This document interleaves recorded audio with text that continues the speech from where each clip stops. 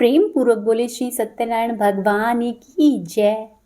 आज पूर्णिमा का दिन है और पूर्णिमा के दिन श्री सत्यनारायण भगवान की कथा कही या फिर सुनी जाती है। तो आज हम आपको सत्यनारायण भगवान की संपूर्ण कथा सुनाएंगे। साथ ही वीडियो के अंत में आप भगवान श्री सत्यनारायण की आरती भी सुन सकेंगे। एक समय की बात है कि नैमिष्य नारायण तीर्थ में शौनक आदि 88,000 ऋषियों ने श्री सूत जी से पूछा कि हे प्रभु, इस कलयुग में वेद और विद्या से रहित मनुष्य को प्रभु की भक्ति किस प्रकार मिल सकती है, साथ ही उन सभी का उद्धार कैसे होगा। हे मुनि श्रेष्ठ, कोई ऐसी तपस्या बताइए या कोई ऐसा जाप बताइए जिसके करने से थोड़े ही समय में पुण्य मिल जाए, साथ ही मनोवांछित फल भी मिल जाए। इस प्रकार की कथा सुनने की हम सभी इच्छा रखते हैं। तब सर्व शास्त्रों के ज्ञाता श्री सूत जी महाराज बोले कि हे वैष्णव में पूज्य, आप सभी ने प्राणियों के हित की बहुत अच्छी बात पूछी है, इसीलिए मैं एक ऐसे श्रेष्ठ व्रत को आप लोगों को बताऊंगा जिसे कि नारद जी ने श्री लक्ष्मी नारायण से पूछा था और लक्ष्मीपति श्री हरि विष्णु भगवान ने मुनि श्रेष्ठ नारद जी से कहा था। आप सभी इसे ध्यान पूर्वक सुनो। एक समय की बात है कि योगी राज नारद जी दूसरों के हित की इच्छा लेकर अनेक लोकों में घूमते घूमते मृत्यु लोक में आ पहुंचे। यहाँ पर उन्होंने अनेक योनियों में जन्मे हुए प्राय सभी मनुष्य को अपने अपने कर्मों के द्वारा अनेक प्रकार के दुखों से पीड़ित देखा। उनका दुख देखकर नारद जी सोचने लगे कि क्या प्रयास किया जाए कि जिसके करने से निश्चित रूप से मानव के दुखों का अंत हो जाए। इसी विचार पर मनन करते हुए नारद जी विष्णु लोक में जा पहुंचे। वहां पर देवों के विदेव भगवान नारायण की स्तुति करने लगे, जिनके हाथों में शंख, चक्र, गदा और पद्म थे। साथ ही वे गले में वरमाला पहने हुए थे। स्तुति करते हुए नारद जी बोले कि हे भगवान, आप अत्यंत शक्ति से संपन्न हैं, मन तथा वाणी भी आपको नहीं पा सकती। आपका आदि, मध्य और अंत नहीं है। निर्गुण स्वरूप सृष्टि के कारण भक्तों के दुखों को दूर करने वाले हे प्रभु, आपको मेरा नमस्कार है। नारद जी की इस प्रकार की स्तुति सुनकर भगवान श्री हरि विष्णु बोले कि हे मुनि श्रेष्ठ, आपके मन में क्या बात है और आप किस काम के लिए यहाँ पर पधारे हैं, निसंकोच मुझसे कहो। इस पर नारद मुनि बोले कि हे प्रभु, मृत्यु लोक में अनेक योनियों में जन्मे हुए मनुष्य प्राय अपने अपने कर्मों से दुखी हो रहे हैं। हे नाथ, यदि आप मुझ पर दया रखते हो तो मुझे ये बताइए कि थोड़े ही प्रयास करने से वे सभी मनुष्य अपने दुखों से किस प्रकार से छुटकारा पावे। तब श्रीहरि बोले कि हे नारद, मनुष्य की भलाई के लिए तुमने बहुत अच्छी बात पूछी है। जिसके करने से मनुष्य मोह से छूट जाता है, वह मैं कहता हूं, तुम ध्यान पूर्वक सुनो। स्वर्ग लोक और मृत्यु लोक दोनों में एक दुर्लभ और उत्तम व्रत है जो कि अत्यधिक पुण्य देने वाला है। आज प्रेम के वशीभूत होकर मैं तुमसे कहता हूँ, श्री सत्यनारायण भगवान का यह व्रत अच्छी तरह से विधि पूर्वक करके मनुष्य तुरंत ही मृत्युलोक में सुख भोग कर मोक्ष को पाता है। श्रीहरि के ऐसे वचन सुनकर नारद जी बोले कि हे प्रभु, इस व्रत का क्या फल है, क्या विधान है, यह व्रत किसने किया था और किस दिन इस व्रत को करना चाहिए, मुझे सब कुछ विस्तार पूर्वक बतलाइए। तब नारद की बात सुनकर श्रीहरि विष्णु भगवान बोले कि हे नारद, दुख और शोक को दूर करने वाला यह व्रत सभी स्थानों पर विजय दिलाता है। मनुष्य को भक्ति और श्रद्धा के साथ शाम के समय श्री सत्यनारायण भगवान की पूजा करके धर्म पारायण होकर ब्राह्मणों व बंधुओं के साथ करनी चाहिए। भक्ति भाव से ही नैवेद्य, केले का फल, घी, दूध और गेहूं का आटा सवाया ले। गेहूं के स्थान पर साठी का आटा, शक्कर तथा गुड़ लेकर और सभी भक्षण योग्य पदार्थ मिलाकर भगवान को भोग लगाए। ब्राह्मणों के सहित बंधु बांधवों को भोजन कराए और उसके बाद स्वयं भी भोजन करे। भजन और कीर्तन के साथ भगवान की भक्ति में लीन हो जाए। इस तरह से सत्यनारायण भगवान का यह व्रत करने पर मनुष्य की सारी ही इच्छाएं निश्चित रूप से पूर्ण हो जाती है। इस कली काल अर्थात कलयुग में मृत्युलोक में मोक्ष का यही एक सरल उपाय बताया गया है।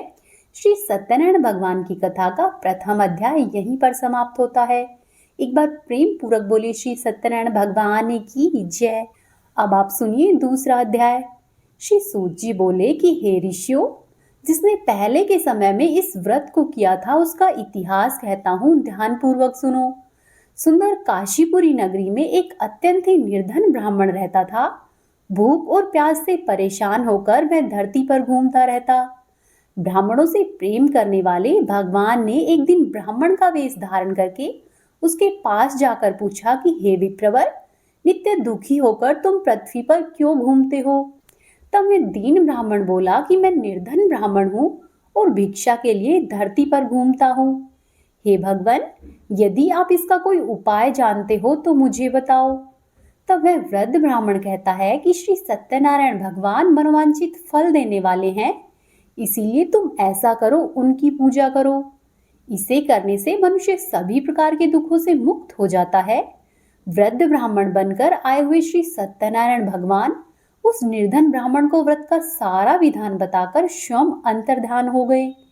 ब्राह्मण मन ही मन सोचने लगा कि जिस व्रत को उस वृद्ध ब्राह्मण ने कहा है, मैं उसे अवश्य ही करूंगा। यह निश्चय करने के बाद उसे रात भर नींद भी नहीं आई। वह सुबह सवेरे उठा और भगवान सत्यनारायण के व्रत का निश्चय करके भिक्षा के लिए चल पड़ा।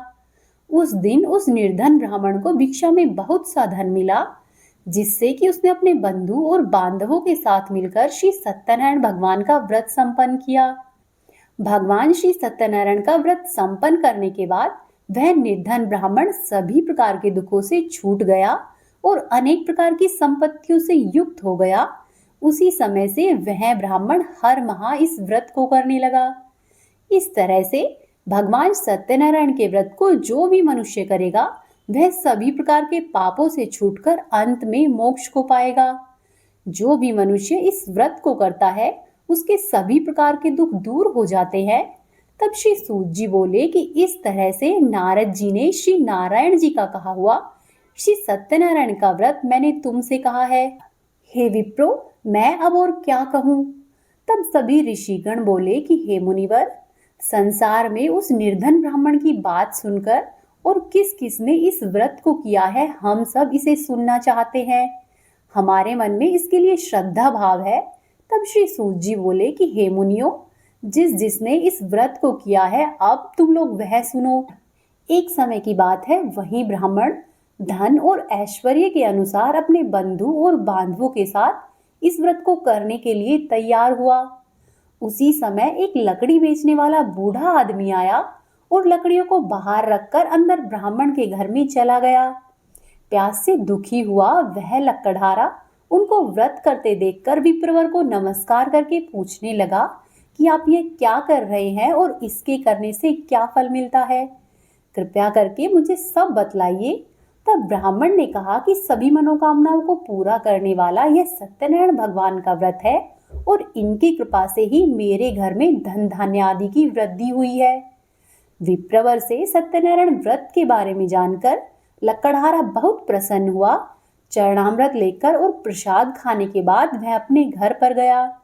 लकड़हारे ने मन ही मन संकल्प किया कि आज लकड़ी बेचने से जो भी धन मिलेगा उसी से मैं भगवान श्री सत्यनारायण का व्रत करूंगा। मन में इस विचार को लेकर बूढ़ा आदमी सिर पर लकड़ियां रखकर उस नगर में बेचने गया जिस नगर में धनी लोग रहते थे। उस नगर में उसे अपनी लकड़ियों का दाम पहले से 4 गुना अधिक मिला। बूढ़ा व्यक्ति प्रसन्नता के साथ दाम लेकर केले, शक्कर, घी, दूध, दही और गेहूं का आटा लेकर भगवान सत्यनारायण के व्रत की अन्य सामग्रियां लेकर अपने घर पर आ गया। वहां पर उसने अपने बंधु बांधवों को बुलवाया और विधि विधान से भगवान सत्यनारायण का पूजन किया और व्रत किया। इस व्रत के प्रभाव से वह बूढ़ा लकड़हारा धन और पुत्र आदि से युक्त होकर संसार के सभी सुखों को भोगकर अंत काल में वैकुंठ धाम की ओर चला गया। दूसरा अध्याय यहीं पर समाप्त होता है। एक बार प्रेम पूर्वक बोले श्री सत्यनारायण भगवान की जय। अब आप सुनिए तीसरा अध्याय। सूत जी बोले कि हे श्रेष्ठ मुनियों, अब आगे की कथा कहता हूँ, ध्यान पूर्वक सुनो। पहले समय में उल्कामुख नाम का एक बुद्धिमान राजा था। वह सत्यवक्ता और जितेंद्रिय था। प्रतिदिन ही देव स्थानों पर जाता और निर्धनों को धन देकर उनके कष्ट दूर करता। उसकी पत्नी कमल के समान मुख वाली और सती साध्वी थी। भद्रशिला नदी के तट पर उन दोनों ने भगवान श्री सत्यनारायण का व्रत किया। उसी समय साधु नाम का एक वैश्य आया। उसके पास व्यापार करने के लिए बहुत सा धन भी था। राजा को व्रत करते हुए देखकर वह विनय से पूछने लगा कि हे राजन, भक्तिभाव से पूर्ण होकर आप ये क्या कर रहे हैं? मैं सुनने की इच्छा रखता हूँ, कृपया मुझे बताइए। तब राजा बोला कि हे साधु, अपने बंधु बांधवों के सहित पुत्र आदि की प्राप्ति के लिए एक महाशक्तिमान भगवान श्री सत्यनारायण का व्रत और पूजन कर रहा हूँ। राजा के इस प्रकार के वचन सुनकर वह साधु आदर से बोला कि हे राजन, मुझे इस व्रत का सारा विधान कहिए। आपके कहे अनुसार मैं भी इस व्रत को करूंगा। मेरी भी संतान नहीं है और इस व्रत को करने से निश्चित रूप से मुझे संतान प्राप्त होगी। राजा से व्रत का सारा विधान सुनकर व्यापार से निवृत्त होकर वह अपने घर पर गया। साधु वैश्य ने अपनी पत्नी को संतान देने वाला व्रत कह सुनाया और कहा कि जब मेरी संतान होगी तब मैं इस व्रत को करूंगा। साधु ने इस तरह के वचन अपनी पत्नी लीलावती से कहे। एक दिन लीलावती पति के साथ आनंदित हो सांसारिक धर्म में प्रवृत्त होकर सत्यनारायण भगवान की कृपा से गर्भवती हो गई। 10वें महीने में उसके गर्भ से एक सुंदर कन्या ने जन्म लिया। वह कन्या दिनों दिन इस तरह से बढ़ने लगी जिस तरह से शुक्ल पक्ष का चंद्रमा बढ़ता है। माता पिता ने अपनी कन्या का नाम कलावती रखा। एक दिन लीलावती ने मीठे शब्दों में अपने पति को याद दिलाया कि आपने सत्यनारायण भगवान के जिस व्रत को करने का संकल्प किया था उसे करने का समय आ गया है। अब आप इस व्रत को करिए। तब वह साधु अपनी पत्नी से बोला कि हे प्रिय, इस व्रत को मैं अपनी पुत्री के विवाह पर करूंगा। इस प्रकार अपनी पत्नी को आश्वासन देकर वह नगर को चला गया। कलावती पिता के घर में रहती हुई दिन प्रतिदिन बड़ी होने लगी। साधु ने एक बार नगर में अपनी कन्या को सखियों के साथ खेलते हुए देखा तो तुरंत ही दूत बुलाया और दूत से कहा कि मेरी कन्या के योग्य कोई वर देखो। साधु की बात सुनकर दूत कंचन नगर में पहुंचा और वहां पर देखभाल करके लड़की की सुयोग्य एक वाणिक पुत्र ले आया। सुयोग्य लड़के को देखकर साधु ने बंधु बांधवों को बुलाकर अपनी पुत्री का विवाह कर दिया। लेकिन दुर्भाग्य की बात ये रही कि साधु ने अभी भी भगवान श्री सत्यनारायण का व्रत नहीं किया। इस पर श्री भगवान क्रोधित हो गए और श्राप दिया कि साधु को अत्यधिक दुख मिले। अपने कार्य में कुशल साधु बनिया जमाई को लेकर समुद्र के पास स्थित होकर रत्नासारपुर नगर में गया। वहां पर जाकर दामाद और ससुर दोनों ने मिलकर चंद्रकेतु राजा के नगर में व्यापार किया। एक दिन की बात है कि भगवान सत्यनारायण की माया से एक चोर राजा का धन चुराकर भाग रहा था। उसने राजा के सिपाहियों को अपना पीछा करते हुए देखकर चुराया हुआ धन वहां पर रख दिया जहां पर साधु अपने जमाई के साथ ठहरा हुआ था। राजा के सिपाहियों ने साधु वैश्य के पास राजा का धन पड़ा हुआ देखा तो वे ससुर और जमाई दोनों को बांधकर प्रसन्नता पूर्वक राजा के पास ले गए और राजा से कहने लगे कि हे राजन, हम इन दो चोरों को पकड़कर लाए हैं, आगे की कार्यवाही की आप आज्ञा दे। राजा की आज्ञा से उन दोनों को कठोर कारावास में डाल दिया गया और उनका सारा धन भी छीन लिया गया। श्री सत्यनारायण भगवान के श्राप से साधु की पत्नी भी बहुत दुखी हुई। घर में जो भी धन रखा था उसे चोर चुरा ले गए। शारीरिक तथा मानसिक पीड़ा व भूख और प्यास से अत्यधिक दुखी होकर अन्न की चिंता में कलावती एक ब्राह्मण के घर पर गई। वहां पर उसने श्री सत्यनारायण भगवान का व्रत होते हुए देखा। फिर कथा भी सुनी और प्रसाद ग्रहण करके रात के समय घर पर वापस आई। माता ने कलावती से पूछा कि हे पुत्री, अब तक तुम कहाँ थी और तेरे मन में क्या है? तब कलावती ने अपनी माता से कहा कि हे माता, मैंने एक ब्राह्मण के घर में श्री सत्यनारायण भगवान का व्रत देखा है। कन्या के वचन सुनकर लीलावती भी भगवान के पूजन की तैयारी करने लगी। लीलावती ने परिवार और बंधुओं के सहित भगवान श्री सत्यनारायण का पूजन किया और व्रत रखा। साथ ही वरदान भी मांगा कि हे प्रभु, मेरे पति और जमाई शीघ्र ही सकुशल घर पर आ जाए। साथ ही यह भी प्रार्थना की कि हे प्रभु, हम सभी का अपराध क्षमा करो। श्री सत्यनारायण भगवान इस व्रत से संतुष्ट हो गए और राजा चंद्रकेतु को सपने में दर्शन देकर कहा कि हे राजन, तुम उन दोनों वैश्य को छोड़ दो। तुमने उनका जो भी धन लिया है उसे वापस कर दो। अगर तुमने ऐसा नहीं किया तो मैं तुम्हारा धन, राज्य और संतान सब कुछ नष्ट कर दूंगा। राजा को यह सब कहकर भगवान अंतर्ध्यान हो गए। प्रातःकाल सभा में राजा ने अपना स्वप्न सुनाया और फिर बोले कि उन वाणिक पुत्रों को कैद से मुक्त करके सभा में ले आओ। दोनों ने सभा में आते ही राजा को प्रणाम किया। राजा मीठी वाणी में बोला कि हे महानुभाव, भाग्यवश ऐसा कठिन दुख मिला है, लेकिन अब तुम्हें कोई भय नहीं है। ऐसा कहकर राजा ने उन दोनों को नए नए वस्त्र आभूषण पहनाए और उनका जितना भी धन लिया था उससे दुगना धन वापस कर दिया। दोनों वैश्यवर अपने घर को चल दिए। तृतीय अध्याय यहीं पर समाप्त होता है। एक बार प्रेम पूर्वक बोले श्री सत्यनारायण भगवान की जय। अब आप सुनिए चतुर्थ अध्याय। श्री सूत जी बोले कि हे ऋषियों, उस वैश्य ने मंगलाचार करके अपनी यात्रा आरंभ की और अपने नगर की ओर चल दिया। उनके थोड़ी दूर जाने पर एक दंडी वेशधारी श्री सत्यनारायण भगवान ने उनसे पूछा कि हे साधु, तेरी नाव में क्या है? तब वह वाणिक हंसता हुआ बोला कि हे दंडी, आप क्यों पूछते हो? क्या धन लेने की इच्छा है? मेरी नाव में तो केवल बेल और पत्ते ही भरे हुए हैं। वैश्य के इतने कठोर वचन सुनकर भगवान बोले कि तुम्हारा वचन सत्य हो। दंडी ऐसे वचन कहकर वहां से दूर चले गए। कुछ दूर जाकर समुद्र के किनारे पर बैठ गए। दंडी के जाने के बाद साधु वैश्य ने नित्य क्रिया की और उसके बाद नाव को ऊंची उठी देखकर अचंबा किया और नाव में बेल और पत्ते आदि देखकर वह मूर्छित होकर जमीन पर गिर पड़ा। मूर्छा खुलने पर अत्यंत शोक में डूब गया।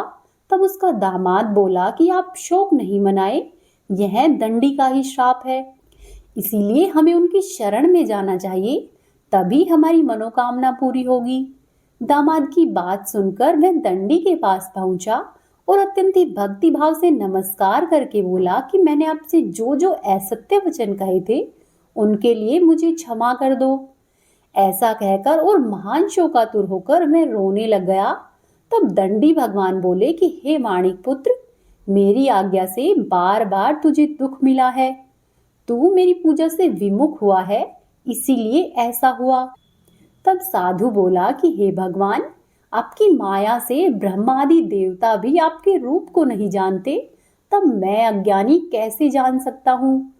हे प्रभु, आप प्रसन्न होइए और अब मैं अपनी सामर्थ्य के अनुसार आपकी पूजा करूंगा। आप मेरी रक्षा करो और पहले के समान नौका में धन भर दो। साधु वैश्य के इस प्रकार के भक्ति भाव पूर्वक वचन सुनकर भगवान प्रसन्न हो गए और उसकी इच्छा के अनुसार वरदान देकर अंतर्ध्यान हो गए। फिर ससुर और जमाई दोनों ही जब अपनी नाव पर आए तो नाव धन से भरी हुई थी। फिर वहीं पर अपने अन्य साथियों के साथ सत्यनारायण भगवान का पूजन करके दोनों अपने नगर की ओर चल दिए। जब नगर के नजदीक पहुंचे तो अपने एक दूत को घर पर खबर करने के लिए भेज दिया कि हम दोनों घर आ रहे हैं। दूत घर पर पहुंचकर साधु की पत्नी को प्रणाम करके कहता है कि मालिक अपने दामाद के सहित नगर के पास आ गए हैं। दूत की बात सुनकर साधु की पत्नी लीलावती ने बड़े ही हर्ष के साथ सत्यनारायण भगवान का पूजन कर अपनी पुत्री कलावती से कहा कि मैं अपने पति के दर्शन को जाती हूँ, तू कार्य पूर्ण करके शीघ्र आ जा। माता के ऐसे वचन सुनकर कलावती जल्दी में प्रसाद छोड़कर अपने पति के पास चली गई।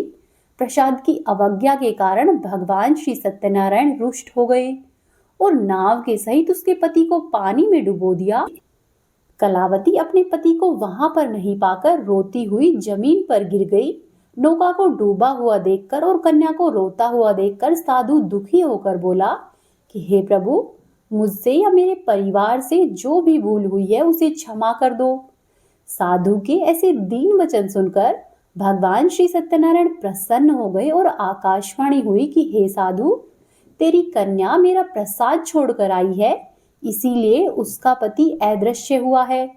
यदि मैं घर पर जाकर प्रसाद खाकर वापस लौटती है तो इसे इसका पति अवश्य ही मिलेगा। ऐसी आकाशवाणी सुनकर कलावती घर पर पहुंचकर प्रसाद ग्रहण करती है और फिर आकर अपने पति के दर्शन करती है। उसके बाद साधु अपने बंधु और बांधवों के सहित भगवान श्री सत्यनारायण का विधि विधान से पूजन करता है तथा इस लोक के सभी सुख भोग कर अंत में वह स्वर्ग लोक को जाता है। चतुर्थ अध्याय यहीं पर समाप्त होता है। एक बार प्रेम पूर्वक बोले श्री सत्यनारायण भगवान की जय। अब आप सुनिए 5वां अध्याय। श्री सूत जी बोले कि हे ऋषियों, मैं और भी एक कथा सुनाता हूँ, उसे ध्यान पूर्वक सुनो। प्रजापालन में लीन तुंगध्वज नाम का एक राजा था। उसने भी भगवान का प्रसाद त्याग कर बहुत ही दुख पाया। एक बार वन में जाकर वन्य पशुओं को मारकर वह बड़ के पेड़ के नीचे आ गया।